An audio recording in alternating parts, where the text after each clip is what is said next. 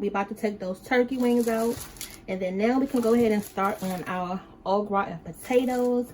We're gonna use this mandolin today. I'm gonna make sure I take my time and not cut myself, because this finger right here, dang, it got chopped off the last time I used one of these, and it wasn't fun. All right, so we back at it again. And then this is the slicer piece that we're going to use today, because you want these potatoes to be the same size. So we're going to go in with this, and all you got to do is just put it right here. And then once you rake your potatoes through, they're going to come out looking uniform. And then we still got to make a cheese sauce too, that's going to go with these potatoes. I think I'm going to use the cast iron pan, because it got a lid. So I think I'm going to use that to make this dish. I think it'd be real cute and festive. What y'all think? Ho, ho, ho!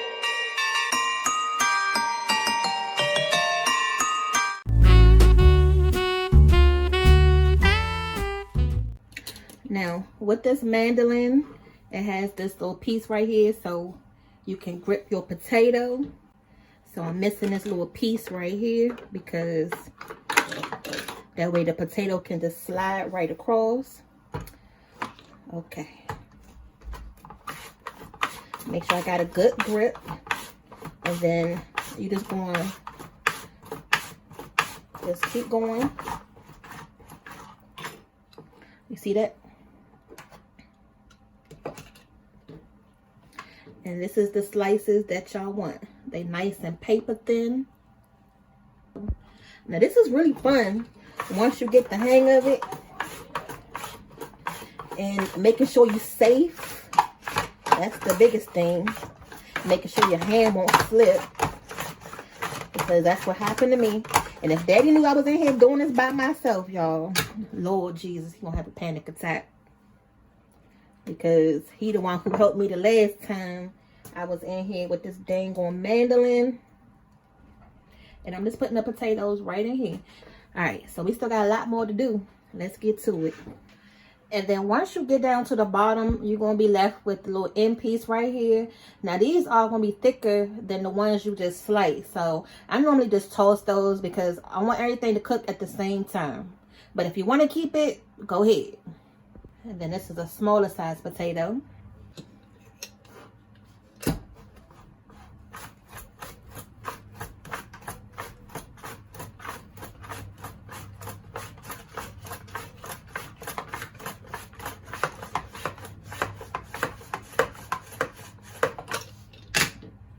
This is the little end piece I was just telling you about.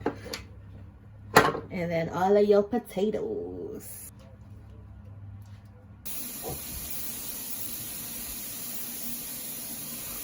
Alright, y'all. So these are the potatoes. They just right here soaking. I'm gonna go ahead and rinse them off, because a lot of that debris from the peel is on it. So let's go ahead and rinse these off, and then we'll make a new little batch of water to send them into.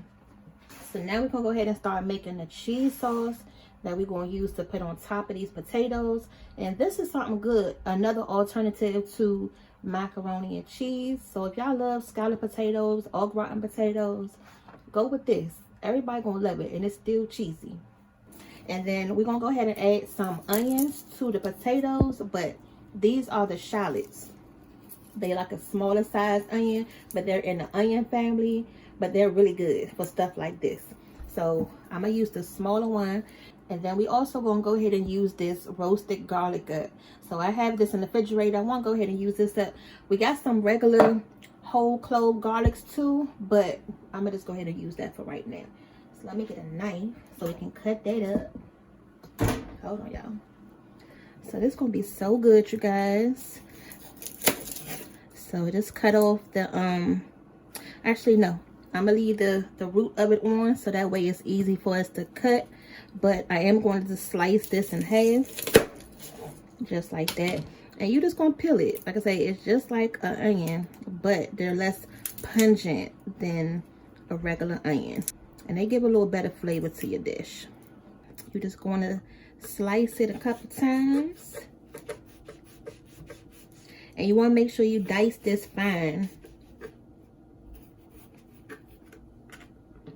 because you don't want no because you don't want a lot of big chunky pieces of onion in your sauce.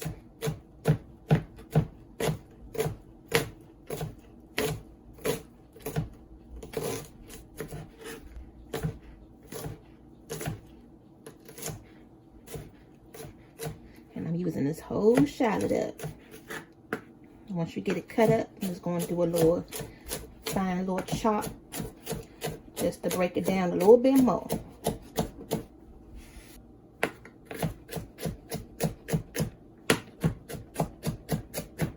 So we're going to go ahead and start out with 1 stick of butter. Put your heat on the medium high heat. And y'all know when making the cheese sauce, it's equal parts butter or equal parts fat to your flour. So we're going to go ahead and melt this, and then we're going to go ahead and add our shallots and our onions. Shallots. And you don't want to have this fire up too high now that you added in these shallots and this garlic now. So I'm going to turn this heat down a little bit. So I'm going to go in with about 1.5 tablespoons of that garlic. And then this is the cheese that we're going to be using today that we had already pre-cut up in the preparation video. There's some cheddar. Now, hand me that cheddar cheese down there. I mean, that blue cheese. And then we also going to add some of this Gouda in there too. That's going to give it a nice good flavor. So that's starting to look good. See how that's starting to foam up and come up to a little simmer? Now we're going to go ahead and add the flour. I'm probably going to add about a cup of flour. Because you're going to want this cheese sauce to be thick. But not too thick where, you know, this is going to be a lot.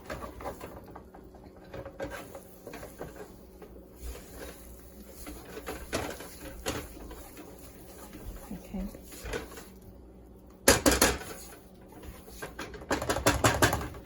And the most important thing when you're making your cheese sauce is as soon as you put your flour in there, don't just go straight to adding in your liquid. You got to cook this down a little bit so you can cook that flour out some. And then I'm about to go ahead and switch to the whisk. So that way we can make sure we get all these lumps out. Alright. So this smells good. And it looks good. So now we're going to go ahead and add in our evaporated milk. And it's warm. So as you pour it, just go ahead and give it a little stir. Just add a little bit at a time. Let me see.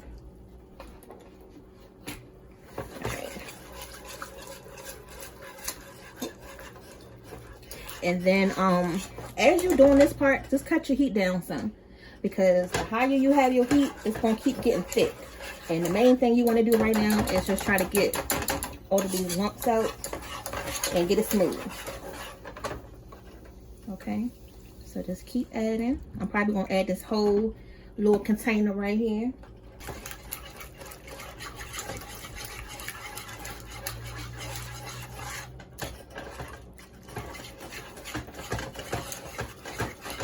Oh, shoot, y'all.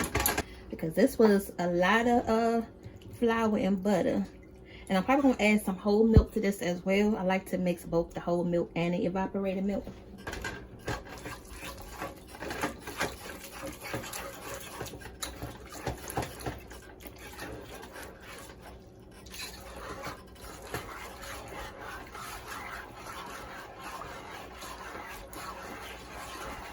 Dang.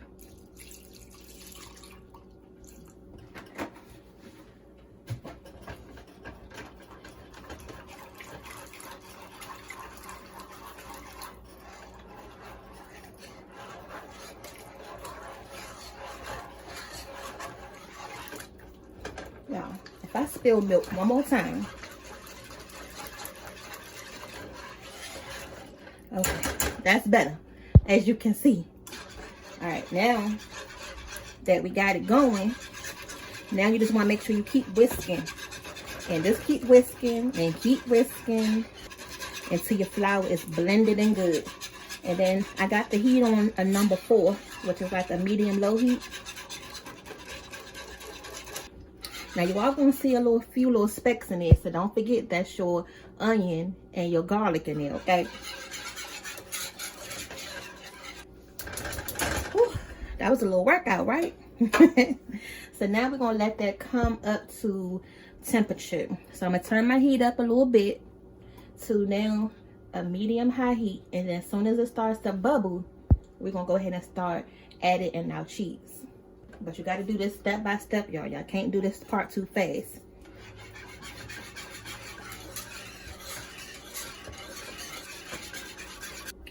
So let's make sure I got all of this little extra out of this bottle.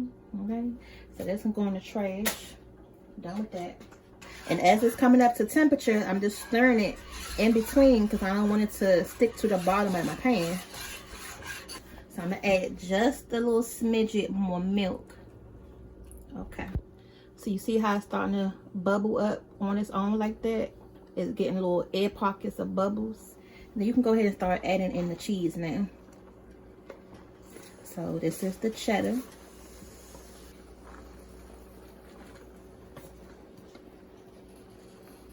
Okay, so I'm gonna get this mixed in first, and then we're gonna go ahead and add in the Gouda.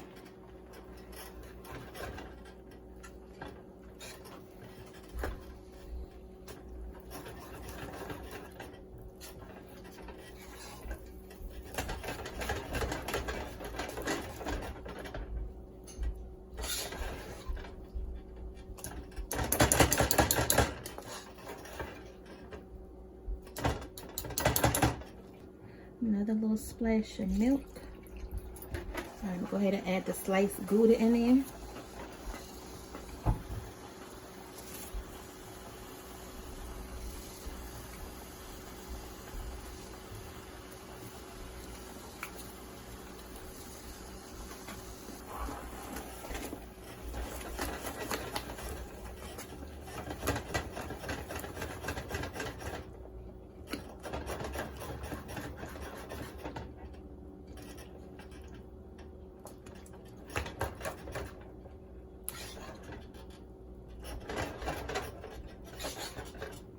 And you're just going to keep thinning out your sauce until you realize you got enough, or as thin as you need it to be. Like I say, you don't want this to be too thick, but you don't want it to be too thin as well.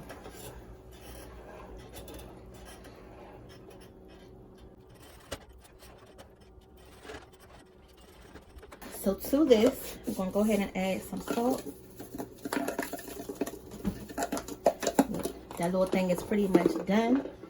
And then I'm going to add some black pepper to this. Some black pepper.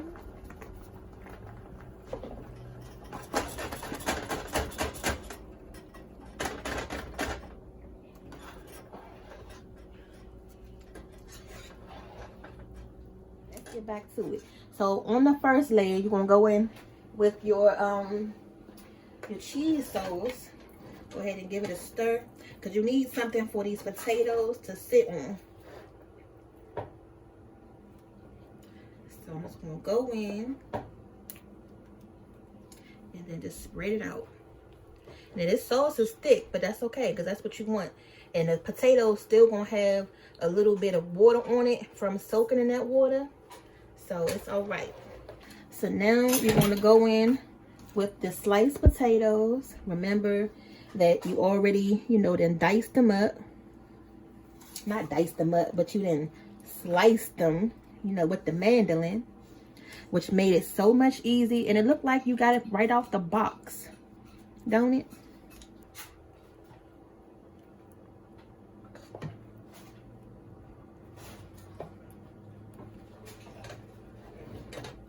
Okay, and you see what I'm doing?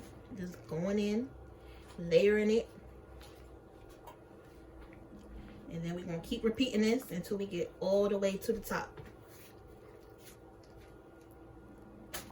You like it? Look, don't you want to be in there crushing food before I even finish that? Hurry up, because I'm listening. Y'all hear them talking about these turkey wings? And remember, they don't eat turkey wings. Remember, Look, I hope you can hear me smacking.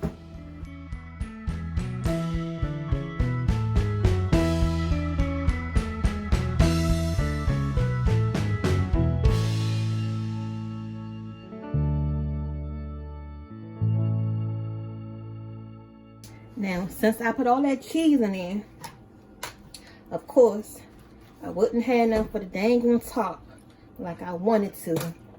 You know how you would have your macaroni and cheese. So, this is the last bit of the sauce. And you just want to make sure you smooth it out good. Ooh. Make sure it covered the, everything on the top.